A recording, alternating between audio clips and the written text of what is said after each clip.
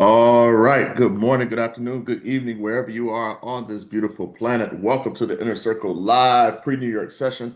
I'm your host for this morning's session, Benny Allen, along with my awesome partner, Mr. Ryan Carthage.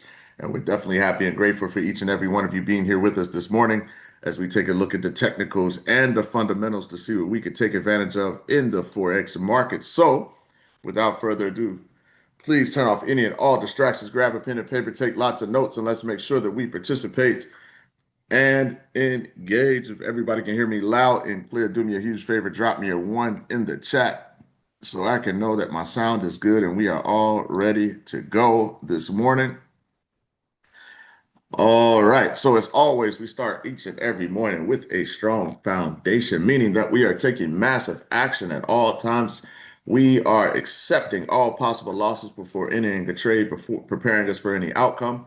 We want to make sure that we center ourselves in body, mind, and spirit, ensuring a balanced approach to trading. We want to continue to trust in our education, strategy, trading skills, and intuition. We always want to imagine our trade successfully materializing and that we are obeying our trade strategy, avoiding decisions based on greed or fear. And we want to make sure that we are never looking back or stopping once our trade has commenced. So, hope everybody, as always, has had a wonderful week, personally and as traders. And let's jump right into the fundamentals here, right? So, we see, right? Stocks rise on hopes of trade relief. European stock markets and U.S. futures advance on Friday amid renewed optimism surrounding U.S. trade negotiations with China and other major trading partners. U.S. and China trade deal has been signed, and the White House downplayed the urgency of upcoming tariff deadlines, suggesting they could be extended, easing fears of a prolonged trade conflict, right? So the markets are continuing to put in a rally. If we go and we take a look at uh, the indexes, right?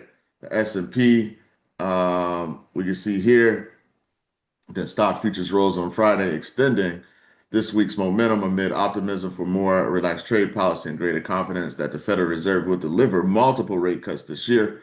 Contracts attached to the S&P 500 and the Nasdaq 100 pointed to open at record highs, while the Dow was set to gain 150 points. Commerce Secretary Lutnick stated that the U.S. reached a trade agreement with China, consolidating the relief of lower tariffs and preventing rare earth shortages.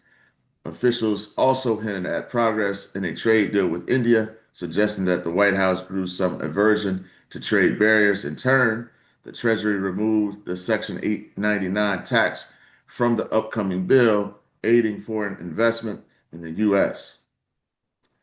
On the data front, new releases are set to show that PCE inflation ticked higher in May, while personal income and spending held April's growth. Nike futures were 10% higher on strong earnings, while tech benefited from the rebound in risk sentiment, right? So we are uh, risk on, right, in the markets right now. We're seeing that things are continuing to climb, moving over to gold. You see a decline towards 32.80 per ounce on Friday, hitting its lowest level in 4 weeks as fading geopolitical risk and easing fears of a prolonged trade conflict dented safe haven demand, right? So the markets are less risk averse now. And so you see, some positions moving out of gold, right? The U.S. and China finalized the details of the London trade deal, which will implement the Geneva Consensus. Under the agreement, China will approve export applications for controlled goods, while the U.S. will lift various trade restrictions. Um, Again, this followed the White House downplaying the urgency of upcoming tariff deadlines, right? Remember, those were set a long time ago, but they're kind of downplaying them now, suggesting they could be extended and further easing trade concerns. Again, right here talking about the Fed and the outlook, we could possibly see some cuts from the Fed coming as soon as July, right? Next month. So that's where we are there. Uh, See, Brent. Crude free oil futures rose for a third straight session around 68 per barrel on Friday, but remained on track for its worst week since 2023, following a ceasefire between Israel and Iran. Oil prices swung within a $15 per barrel range this week, surging on Monday after the U.S. bombed Iran nuclear sites, then easing after President Trump announced a ceasefire, soothing fears of supply disruptions from the region. Since then, Trump has sent mixed signals about his pressure campaign on Iran's oil futures, admitting U.S. sanctions have done little to stop China purchases. Meanwhile, rising fuel demand amid the U.S. summer driving season is supporting prices, with crude inventories hitting an 11-year seasonal low. A subdued dollar also helped cushion losses by making the dollar-dominated commodity less expensive. Investors have now shifted focus to progress in U.S.-China trade talks as well as July 6th OPEC meeting. All right. So that's where we are on oil, right? A lot of back and forth, a lot of swings, right, with the oil prices. And that, let me see, checking over on Bloomberg. Yep. So again, that's the talk of the morning. China confirms U.S. trade framework, vows to review exports. All right, so we got some progress there. We go to take a look at CNBC. Stock futures rise with S&P near its all-time highs. Traders await inflation data. All right, so we're waiting to see what comes out with the inflation data. So if we go over to Forex Factory, today we've got for US 830, we got CAD GDP month over month. That's important data for Canada. Then we have the core PCE price index month over month. So this is the inflation data that everybody is waiting on today. That comes out at 8:30. That is going to be pre-market, right? So we'll see what that number looks like, and then we'll see what the reaction is uh, once the market opens, and we'll see what happens with the S&P. We do have some FOMC members, Cook and Hammett, speaking today. And we do have revised University of Michigan consumer sentiment and inflation expectations. So some important data today, but the main thing being that GDP coming out of Canada and the core PCE price index. All right.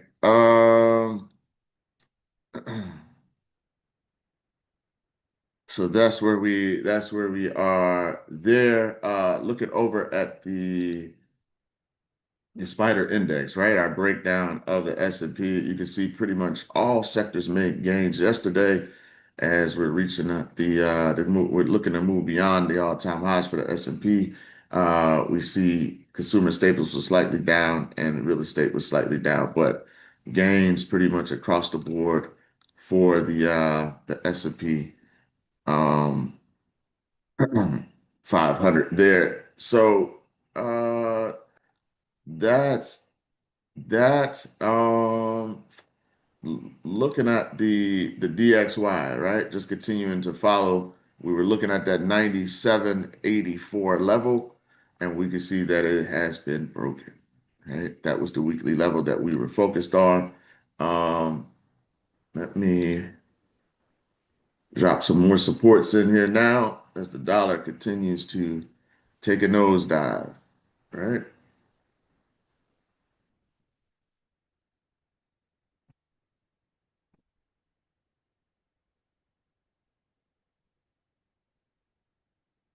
So this, right, is our next weekly level. We will link that down. I'm going to take the next level as well off this weekly chart.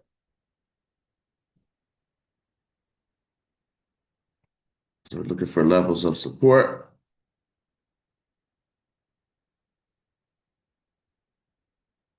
And then we'll come down to our daily.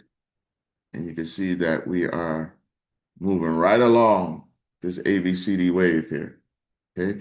So our D extension is at 95.55, and we are moving down, right?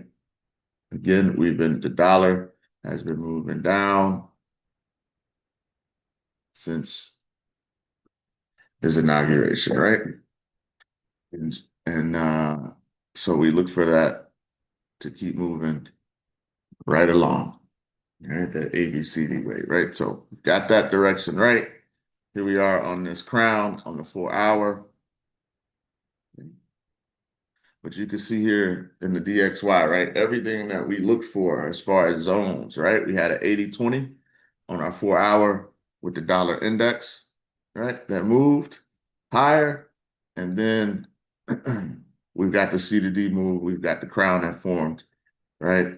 And we're moving to that 4 hour D extension there. Okay. So the dollar's moving down, the stock market is moving up, right? Moving along and take a look at the indices, right? And right now we'll take a look at the S&P and we can see that it has moved higher, right? It didn't hold at the high, right? We had that level drawn up and we were saying, hey, we broke it. Will we pull back before hitting that 80-20 zone and breaking through the all-time highs, right? So we've got a new record high on the S&P. We're headed towards that 80-20 zone. You guys will see that we had that pullback to the 236. We're above the 200. We're above the 50. We're looking at a 50 and a 200 crossover, a golden cross here on the daily chart. And we'll see. We'll see if it pulls. It's taking out the all-time high. Oftentimes you'll get a pullback. We'll see, right? The market is running, right? And we talked about, right? It is now the end of June. We talked about it coming into this year because everything that was going on fundamentally with the administration and the new policies and with everything, so their fiscal policy, the Federal Reserve and their monetary policy that, hey, is a high probability that we'll be looking to make money the second half of the year. Well, we're in the second half of the year, right? And the markets are running. So again, patience pays, right? No sense in forcing things to happen, right? That's why we always preach in the Forex trade room is technicals plus the fundamentals. We've got a long-term target here at 6,500. And we'll see if we get there at some point this year. But right now we are bullish. And as we're in the second half of the year, the markets are running. Okay, the markets are running. Uh, Ryan, good morning, sir. How are you? Good morning, bro. I'm doing well, man. How about yourself? Oh man, doing pretty good. What's on your mind this morning, man? Man, I'm just keeping my eyes on this tax bill, bro. As we get close to that 4th of July signing. Yep. That's the big thing I got my eyes on right now, man. Yeah. Yeah. Seeing how it's gonna come through. Like we were discussing last night, man, and like we've been saying, like I don't see anybody standing in the way of that bill. You know, No, no, not uh, at all. Um, yeah. what you showed me last night, I guess nobody's gonna stand up, dude. Like, No, not at all. no, no. And like we said, it's just a lot of jawboning, right? But at the end of the day, the Republicans are gonna sign off on this bill, you know. And so that's where we are. But as investors, right? We have to follow the money, follow the cash flow. So here we are at the US 30. Come on now. Like all we can do in this group is mark it up. Is mark it up. And it's up to you, as an individual trader to make the decision on whether or not, right, you're gonna make a play on the markup. Right? This is your US 30, right? Fundamentally, again, we said, hey, second half of the year, we're gonna look for that market to make a run, and everything's pretty much falling in line. Right? So we've mapped out the opportunities, and this is where we've consistently been all year, right? Looking at that positive momentum second half of the year. But here's your US 30, about to hit the extension at 43,675. So hopefully we've had some people in the group that have been able to take advantage of these moves to the upside. Okay. So that's an ABCD wave that's about to complete. Right?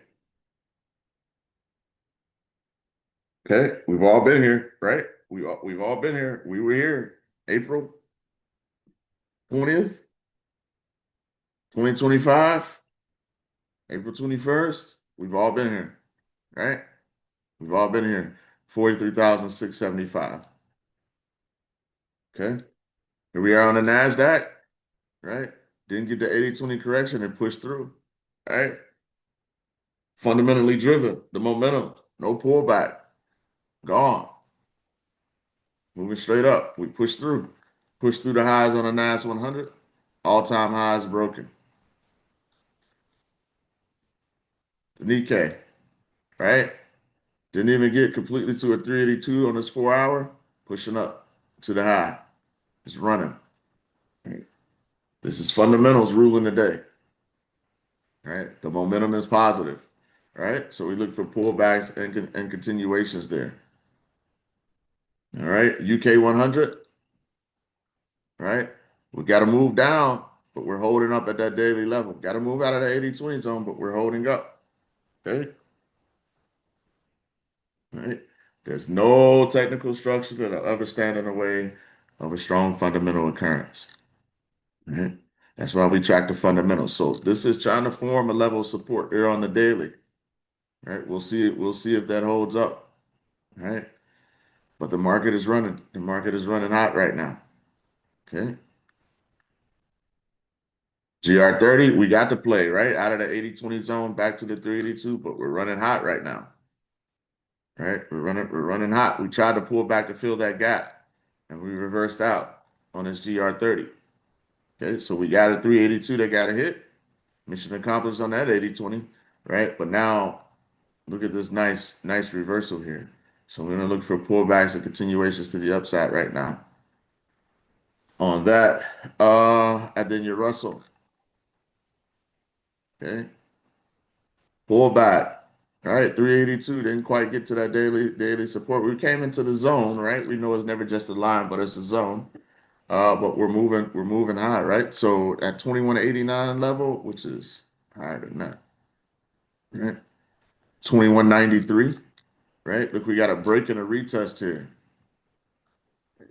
Let's see what happens. We got US PCE data coming out today, but the indices are moving hot. Again, there's your S&P 500 breakdown from yesterday, pretty much positive everywhere, right? Slightly down in consumer staples and real estate. Pre-market, look at your futures.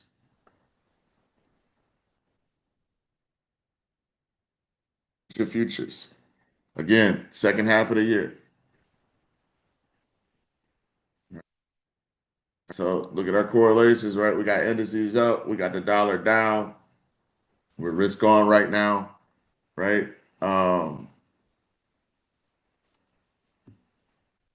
Take a look at the VIX, 16.23, well below 20, right? 16.23 on the VIX. Indices up, DXY down, right? Come on, put it all together, everybody. DXY down, gold, making a correction, right? Taking a look at commodities, right? We look at gold,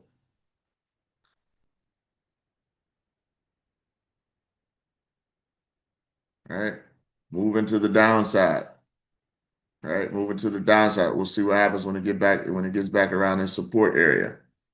Okay, move up to the daily. Take a look at it. We're getting that correction. Okay, on gold. All right, dollar down, gold correcting, VIXY down, markets, futures up, indices hitting all-time highs, right? We're risk on right now in the markets, right? The mood is good. We'll see what happens with this PCE data, see if it forces any type of correction or if it comes through as expected, right? But right now, a lot of positive momentum in the market. All right. Any questions on anything that we've covered so far? Thoughts, comments?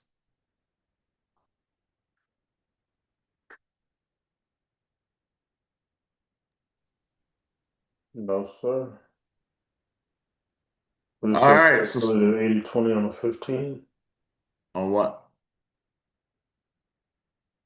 On what? on gold. On gold. Let's move down to the 15. Take a look at it.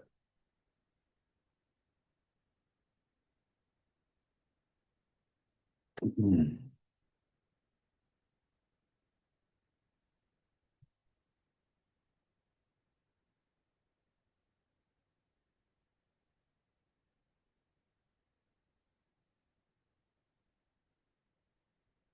Level here, coming down into this zone.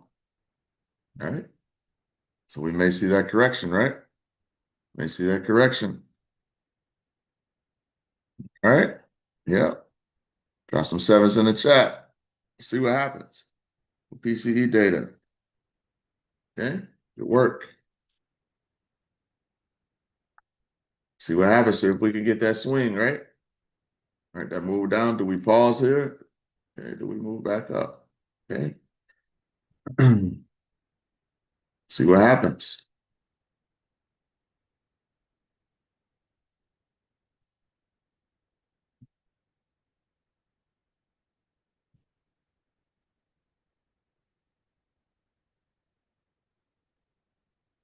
All right.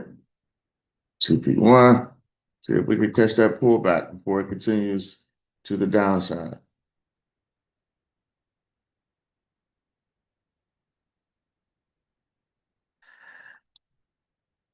All right. So, hey, let's highlight a stock today, right? That I'm actually making a play on, right? And I think that is a good long-term investment for the portfolio, right? Of course, we'll take a look at it technically, but let's talk about Visa, right? We all know about Visa, right? Credit cards, your debit cards, all types of stuff, but it is a large company with a huge market share. Does anybody trade Visa? Yes, no, maybe? I have not. All right. Okay. So let's talk about it. Visa, right? Ticker symbol V, right? Strategic deep dive, AI-enabled payments infrastructure, and growth outlook. So introducing the strategic focus of Visa on AI-powered payments infrastructure, cross-border growth, and blockchain-based settlement. So a lot of us, right? We know about it. We see it on our cards, our credit cards, and we sometimes we think that that is it. But when you really do a deep dive on Visa, right? Huge, huge company. This is one of those stocks that you might want to grab a hold of at a good price and just hold it, right? So let's talk about it. Um, Global Payments Network, right? Showcase Visa's extensive global reach and connectivity through a global payments network theme or abstract AI visual. Okay. Visa has an AI powered infrastructure, right? It highlights Visa's focus on leveraging AI technology to enhance its payments infrastructure and services, right? So we see the theme here, AI, right? And so we believe in this group, we're forward thinkers in the Forex trade room. We're not scared of artificial intelligence. We're not worried about it taking all of our jobs. We find out how we could take advantage of it, how it could benefit us, right? Innovative fintech solutions emphasize Visa's strategic positioning at the intersection of fintech, AI, and embedded finance. Okay. So it's here. It's not going anywhere. It is already a part of our lives, artificial intelligence, right? So Visa's strategic focus on AI-powered payments infrastructure, cross-border growth, and blockchain, right? Settlement combined with strong financial performance and favorable macro tailwinds positions the company as a long-term compounder with a defensive moat and significant upside potential, right? Positions the company as a long-term compounder with a defensive mode and significant upside potential, right? So does anybody know, right, what they're talking about when they say defensive moat. It was explained to me, but I didn't really understand. Right. So you think about it, right? When you think about way back in the day with castles and they had the moat, right? And so why did they put moats around their castles? To keep the enemies at bay. Correct, right? So what they have, right, to protect them, that keeps them unique, that protects them against the what? The competition, right?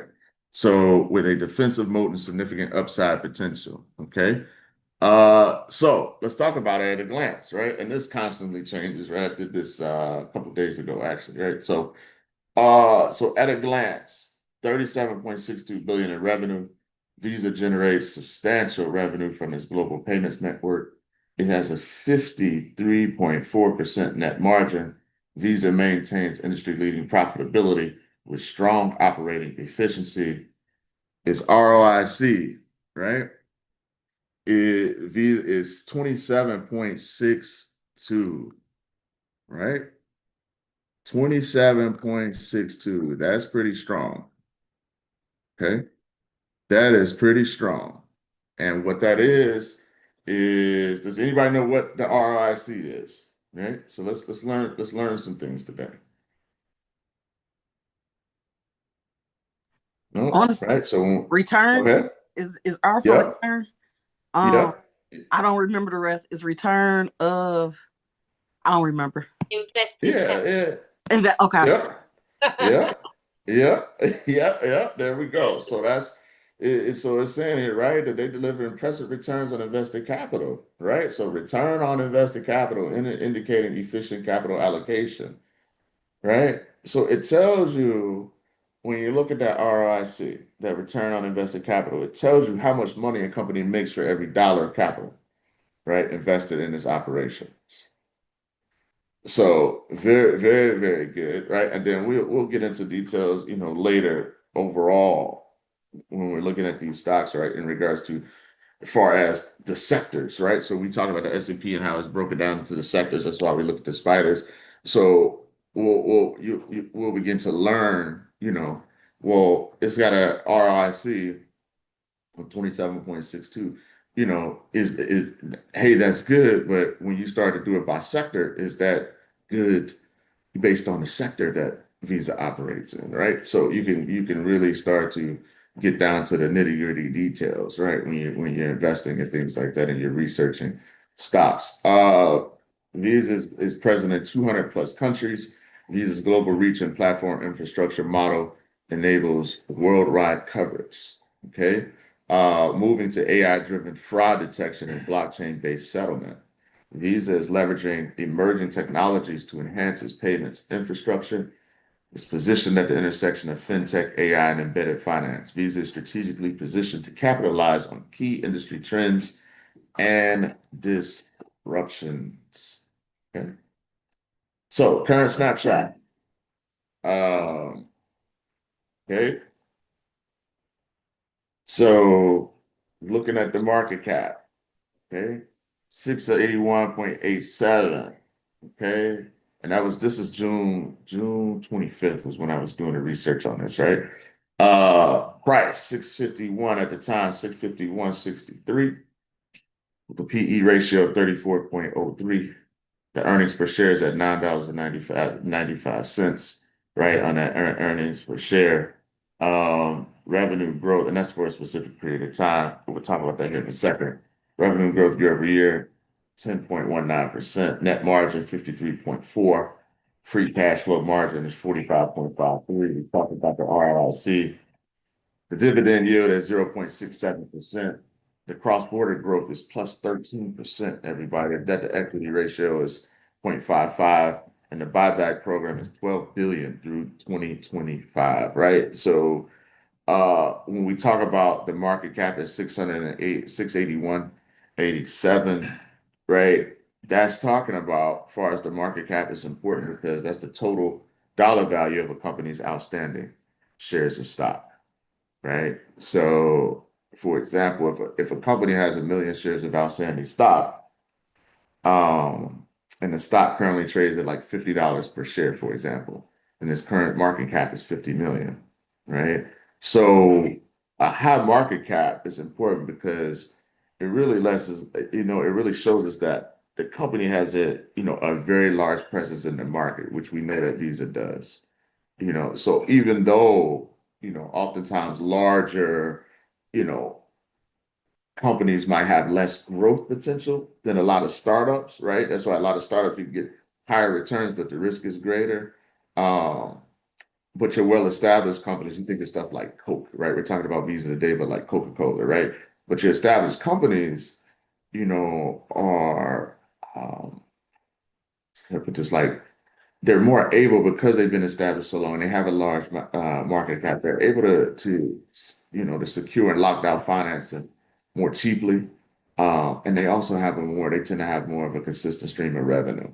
And they really do a good job. Larger, more established companies that have a large market cap capitalizing like on their brand recognition, right? So that's why it's like Visa, right? We recognize what that is, right? Um, so when we look at that P to PE ratio, um, at 34.03, which is really good, um, is how much investors are willing to pay, for each dollar of a company's earnings. So that's a pretty high PE ratio. I think right now that 34.03 on that PE ratio I think it's higher. It's above what they're normally at.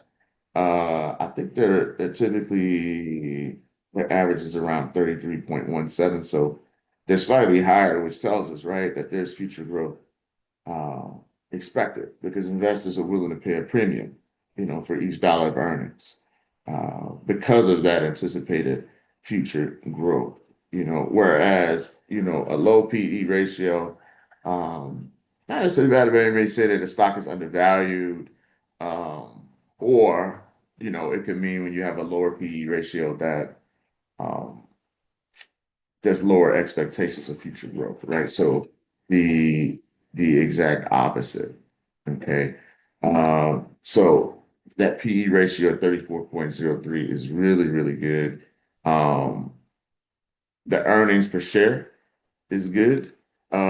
Is really, really good there overall for them. And this is important, right? So does anybody know why you know, the earnings per share is important for an organization. For potential growth. Maybe. Yeah, yeah, yeah. So it's usually a good indicator that a company, is more profitable and a better investment. So it helps, it helps us, right? Us as investors compare the profitability of different companies, and track the performance over time. And at $9.95, I think that was like through March 31 off of one report that I was looking at. I didn't write it down that number and when I researched that. But anyway, the EPS is pretty good. And so the revenue growth year over year is really, really good at 10.19%. Um, the net margin at 53.4 is really good. Because that's over 50, everybody. Because that's a good indicator because what that tracks is the percentage of the company's revenue um, that remains as profit after all expenses. And so when you talk about the overall profitability and financial health, of Visa, that's pretty good at 53.4 uh percent. So this is why like I've been kind of really focused in on this company. Um, the free cash flow margin is good at 45.53, which is very, very strong.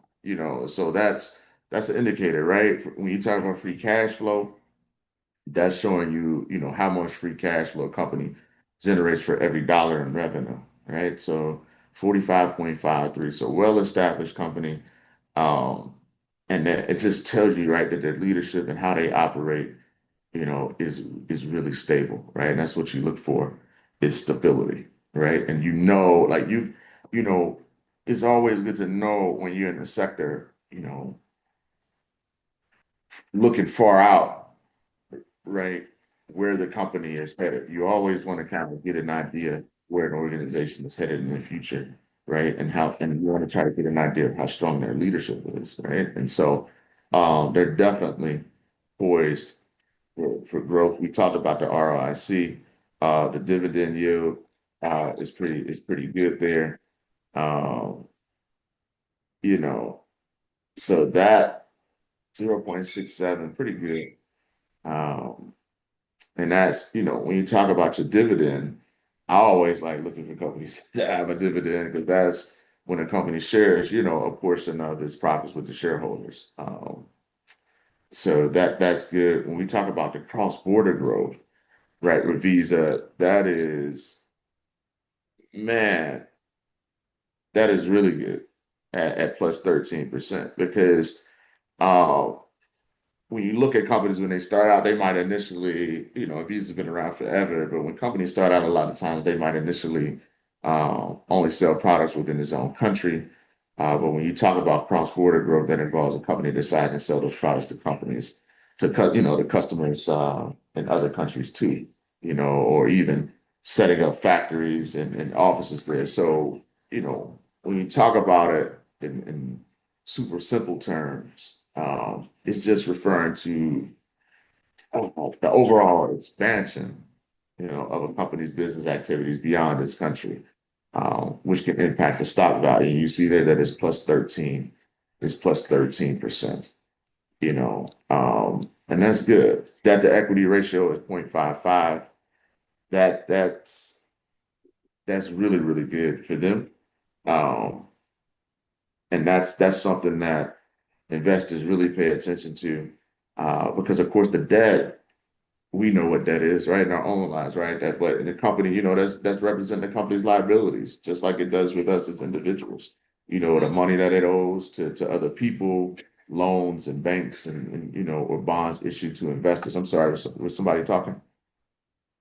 No, Ben, I was just thinking it gives you a sort of idea of how a company's doing and whether to invest in them. So this is quite a good thing to know.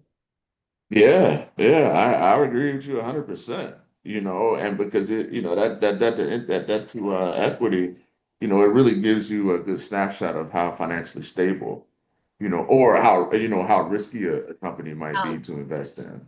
yeah. Mhm. Yeah, yeah. And so really, really good. And then we look at this buyback program, 12 billion through 2025. But I think when I was researching, even beyond 2025, I think it's higher than that.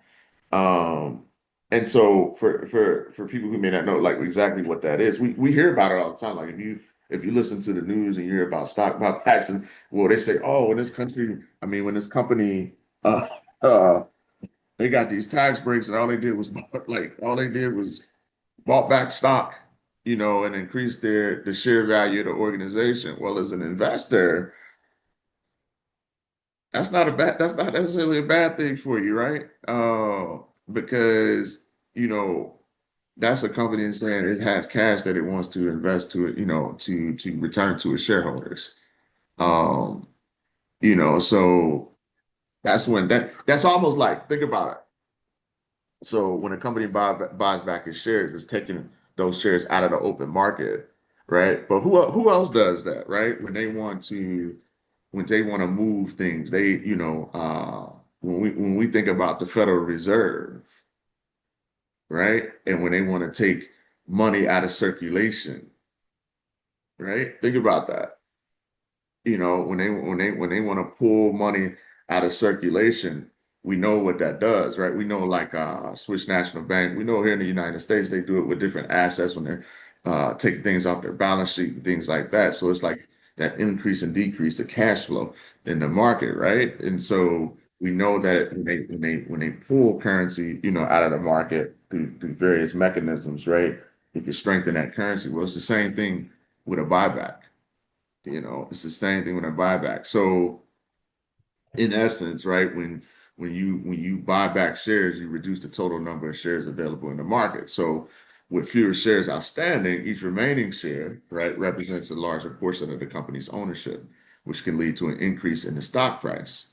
Um, because that now, the company's overall value is spread across fewer shares, right? So effectively, you're reslicing the pie of the profit. So, on one end, when you talk about uh, wage earners and income and things like that, you're like, man, these companies, they were supposed to take, we talk about the trickle down all the time, right? They were supposed to take this money and expand and open new locations and create more jobs, but instead they bought back they bought back their stock, but they do it to boost shareholder value. They do it to signal confidence. They do it to, just like we just said, to improve financial ratios. Several reasons, right? They do it for tax efficiency. Um, because buybacks can be more tax efficient for shareholders than dividends, right? So as capital gains are typically taxed at a lower rate than ordinary income, you know. And then of course there's some drawbacks, right? Like we just talked about, when they do buybacks, it may not be the best use of the capital, but that's arguable. It depends on what side of the tracks you're on. Some people see it when they're buying back as a manipulation of the stock price, kind of artificially inflating the price of the stock. And then it's just a reduce on cash reserves, right? So their cash on hand decreases. Why? Because, you know, they're buying back the stock, right? So just a few things. So we talked about a lot of this, but Visa's right. Visa's base price target of 385 to $400 implies a 9.6% to 13.9% return potential over the next 6 to 12 months, driven by strong earnings growth and reasonable valuation multiples. So just some key things, some catalysts, right? Just a little quick summary, right? AI fraud analytics, that's Visa plus AI, VisaNet plus AI, Visa Direct, B2B payments, cross-border volume recovery, embedded finance APIs, blockchain, USDC settlement, right? So exploring the use of blockchain technology and USDC stablecoin for faster and more secure settlement of transactions.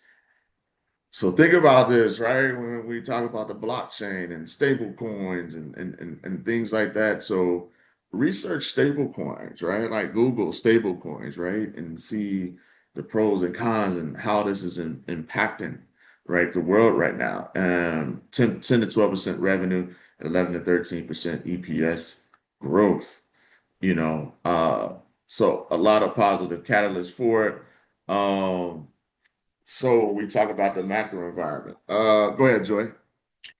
So from my knowledge of a stable coin from a crypto point is like, say if my move is made and we're going into correction or reversal and I don't want to lose my earnings, I could put it in the stable coin because there it's like a protection because it only like the US coin it's only like $1 or something, so it's really not going to make any major moves on major losses while you holding your money.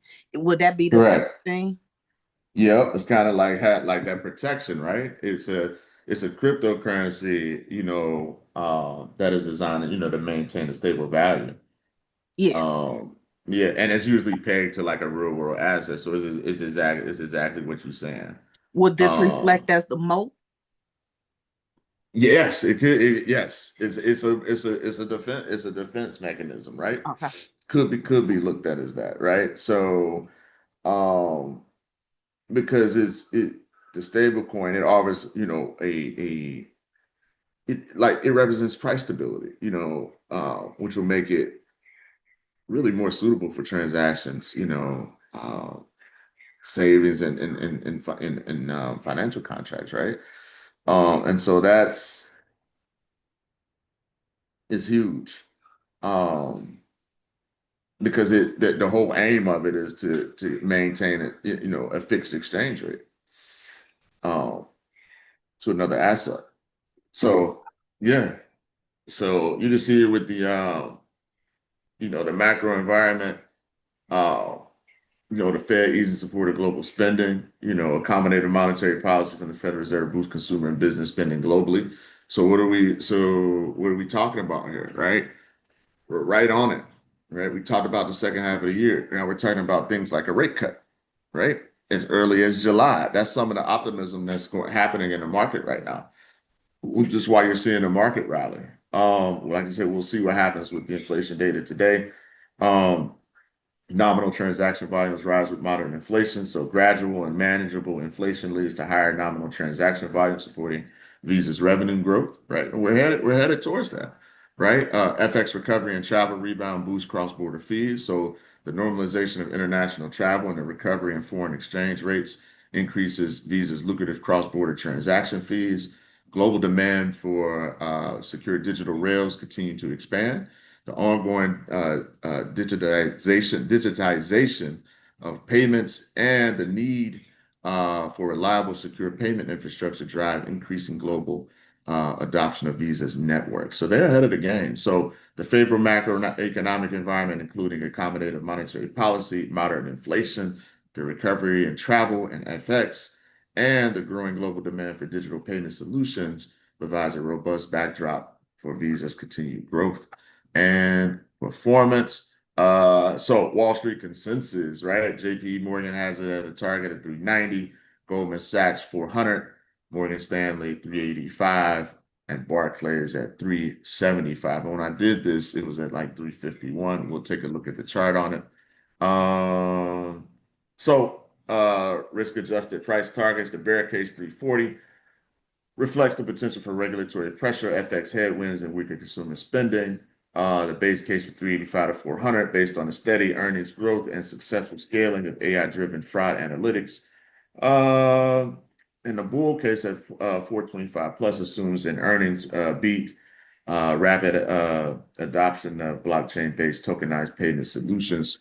We do have an administration that is pro all of that. So that's where we are, and so that's just the investment thesis overall. I think I messed up there in that last bullet point, but so that's it. So Visa is not just a payments company, it's a global AI enabled infrastructure for the future of money, right? So that is the research on Visa. We move over. Let's go take a look at stocks, and we'll wrap it up by taking a look at Visa on the monthly chart, right? And we can see that it's down to 346, but we'll mark it up to see, right? And this is where, so is it a good buy? Yes, but how we come in and we use the technicals is to see, can we get it to fit within our framework, right? Can we get it to fit within our framework and find a good spot to enter this trade? I have no doubt, right? If you're just investing, it is a good long-term buy, right? So you bought it where it is now, do expect it to move higher eventually. But as traders, right, when we put our trading hats on and we look at technicals, like, hey, is there an opportunity for us to get a discount on Visa? And that's how we use support and resistance. That's how we use the Fibonacci sequence, Yeah, we're just right? marking up, yeah. Get your paper Huh? ready and I'll be with you. Sorry, Ben. Yep. Sorry Yep. about It's all good. It's all good. So we'll mark up this monthly chart here. And nothing changes, right? We take the same approach, fundamentals and the technicals, right? So we'll put in this weekly support there. We'll leave that high alone that we see right up above until we get down to the daily, like so.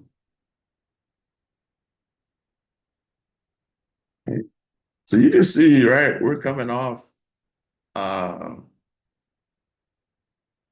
we're coming off some highs, all-time highs, right? In this, right? And so let's come down to the weekly. Let's put a weekly fib on this.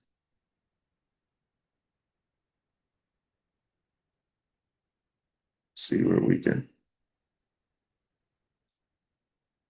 enter level. Right? Think about that. And this is where we talk about just overall knowledge, right? When you look at, things like where it started and where it's at now, and just this just shows you uh, the power of patience and the power of time. And this is why I tell young people, right? My nieces, my nephews who are 17, 18 years old now working their first jobs, you need to invest and you need to hold it over time because time, I realized this, you know, in started to realize that, my late 30s and 40s, right? Because you don't know what you don't know. But they have an opportunity now at 18, 19 years old, right, to have this knowledge passed on to them. Now it's up to them what they want to do with it.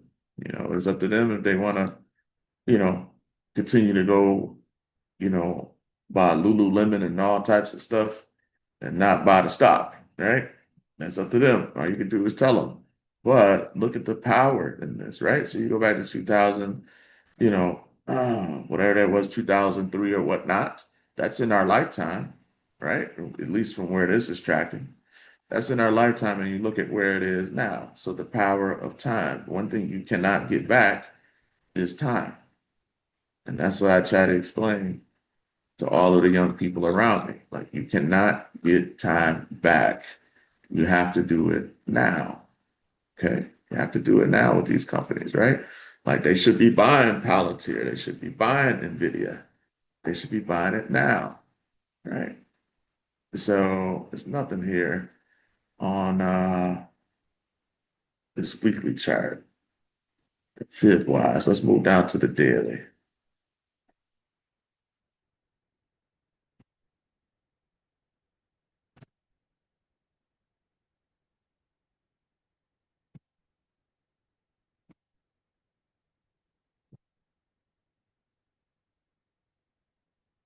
And it's just like we have to adopt, and develop the patience as traders because it's time.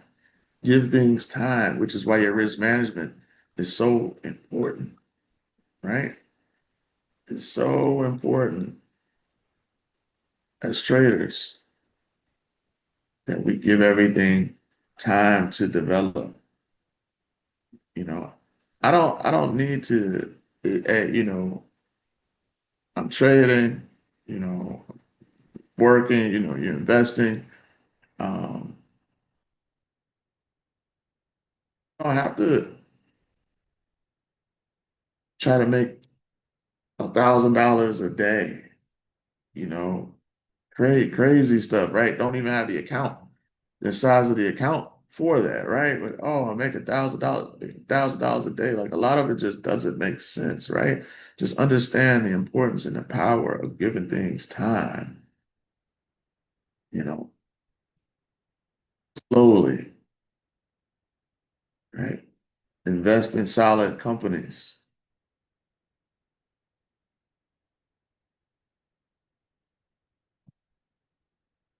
right? We're checking back on Visa, and this is our daily setup here. Okay. So you can see we've got a bit of correction and we're testing right now. Right? We pull back, but you can see we've got a 50% pullback. And let's see, 411 is that extension. So we'll leave that there for a while.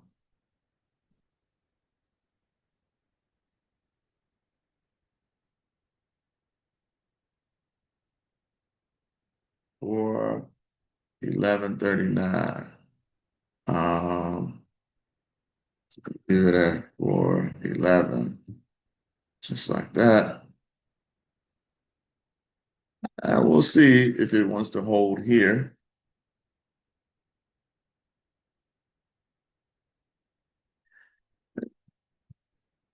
Hour. We'll see if this wants to continue to make a U-turn off this level.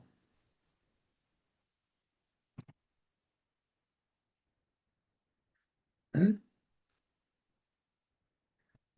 So, this is one where we use the technicals to look for an opportunity to get in, but this is, one that, hey, plan on holding it and letting us do its thing. Why? Because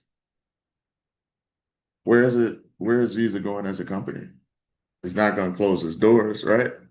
So, so I guess you can never say never, but I doubt it. All right. So this is one that I would like to get a good price level on, and to get long and to see if we can get to 411 and beyond. All right. 411 and beyond. What was what do we have at 400? Goldman Sachs had it at 400. All right. We go back. Where's my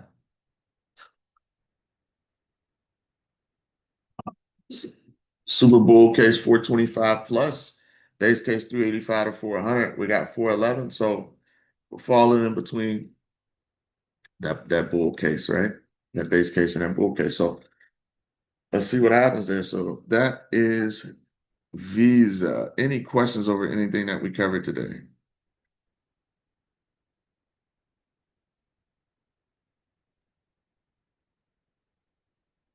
No? Ryan, anything before we wrap up?